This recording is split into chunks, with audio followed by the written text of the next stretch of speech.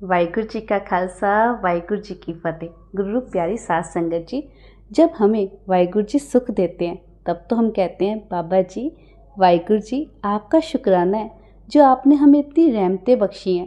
लेकिन जब आपको दुख मिले ना तब भी कहा करो मेरे सच्चे पातशाह तेरी कृपा है, तेरा पाना मीठा लागे, नाम पधारत नानक मांगे, दुख दारू सुख रोग पिया। जब सच्चे पातशाह बहुत सुख देते हैं ना तो उस वक्त हम अपने गुरु जी को भूल जाते हैं। तो उस वक्त गुरु जी क्या करते हैं, दुख का दारू दे देते हैं। जब बच्चा बीमार होता है ना तो माँ को पता होता है कि मेरे बच्चे को बुखार आ गया है, तो माँ बच्चे को कौड़ी दवाई देती है। उसे पता है कि दवाई कौड़ी है, लेकिन उसे ये भी पता है ये दवाई बच्चे के अंदर जाएगी तो वो उसके दुख काट देगी, उसके रोग काट देगी। जब सच्चे पातशाह जी बहुत सुख देते हैं ना तब हम अपने गुरु को भूल जाते हैं। उस वक्त वाहिगुरू जी क्या करते हैं, कोई ना कोई ऐसा कारण बना देते हैं कि हमें फिर से अपने गुरु याद आ जाते हैं। एक बार श्री कृष्ण महाराज जी अपने सिंहासन पर बैठे थे। सभी श्री कृष्ण महाराज जी से कुछ ना कुछ मांग रहे थे। किसी ने धन, किसी ने संपदा, किसी ने पुत्र मांगा। जब बारी आई कुंती की तो श्री कृष्ण महाराज जी ने कहा, कुंती सब कुछ ना कुछ मांग रहे हैं, तू भी कुछ मांगना। कुंती कहने लगी, महाराज जी अगर आप मुझे कुछ देना चाहते हो तो मेरी झोली में दुख डाल दो। श्री कृष्ण महाराज जी बड़े हैरान हुए, कहने लगे, कुंती जो भी मेरे पास आता है सुख मांगता है, लेकिन तू दुख मांग रही है। कुंती कहने लगी, महाराज जी मैं दुख इसलिए मांग रही हूँ कि सुखों में तू भूल जाता है, दुख आएंगे तो तेरी याद बनी रहेगी। मैं दुख नहीं मांग रही हूँ, मैं तो तेरी याद मांग रही हूँ। साध संगत जी, ये सृष्टि कभी नहीं बदलती, जब भी बदलती है ना व्यक्ति की दृष्टि बदलती है।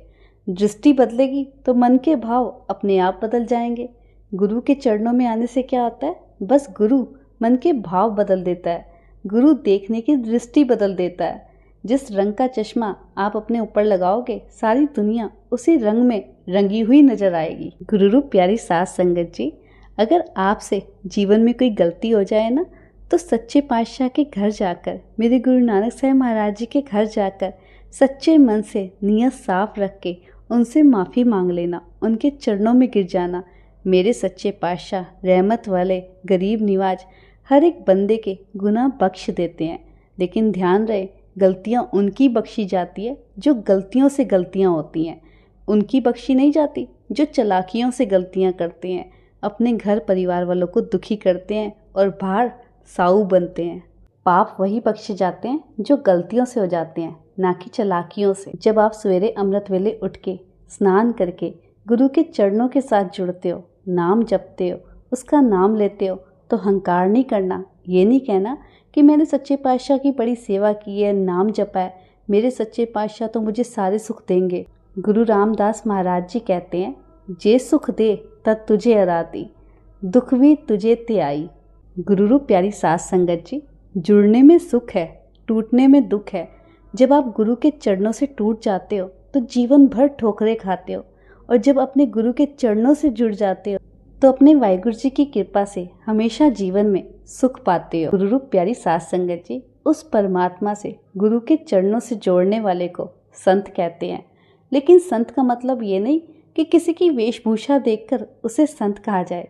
संत का मतलब है जिसकी रसना पर सत हो, जिसके कान सदा सत सुनने के लिए तत्पर हों, जिसके पैर सदा सत के मार्ग पर चलते हों, जिसके हाथ साध संगत की सेवा में लगे हो, जिसका हृदय सबके लिए भला मांगता हो, उसको संत कहते हैं। वो असली संत होता है। जब गुरु नानक साहब महाराज जी के घर पर सुबह शाम 2 वक्त की अरदास होती है ना तो सारी साध संगत एक मिक होकर कहती है, गुरु नानक नाम चढ़दी कला, तेरे पाने सरबत्ता पला। तो उस अरदास में सारे सगे संबंधी, रिश्तेदार या फिर आप ही नहीं आते, उसमें आपके दुश्मन भी आ जाते हैं, उनका भी भला मांगा जाता है, उनके भी भले की अरदास की जाती है। गुरु नानक साहब महाराज जी ने ऐसा मार्ग बताया है कि जब तू मेरा नाम जपेगा, मेरे बताए हुए मार्ग पर चलेगा, मेरे शब्द की कमाई करेगा तो तुझे तेरा कोई दुश्मन नजर आएगा ही नहीं, तेरा कोई दुश्मन रहेगा ही नहीं। भाई कन्हैया जी ने जब सत की पढ़ाई की तो भाई कन्हैया जी के अंदर गुरु के शब्द का सत बसा, सत हृदय में बसा, सत कानों में बसा, सत के मार्ग पर चले और सत की सेवा की। गुरु गोबिंद सिंह महाराज जी ने जब भाई कन्हैया जी को धर्म युद्ध में पानी पिलाने की सेवा दी, तब ये नहीं कहा कि मेरे सिखों को ही पानी पिलाना है, मेरे अपनों को ही पानी पिलाना है।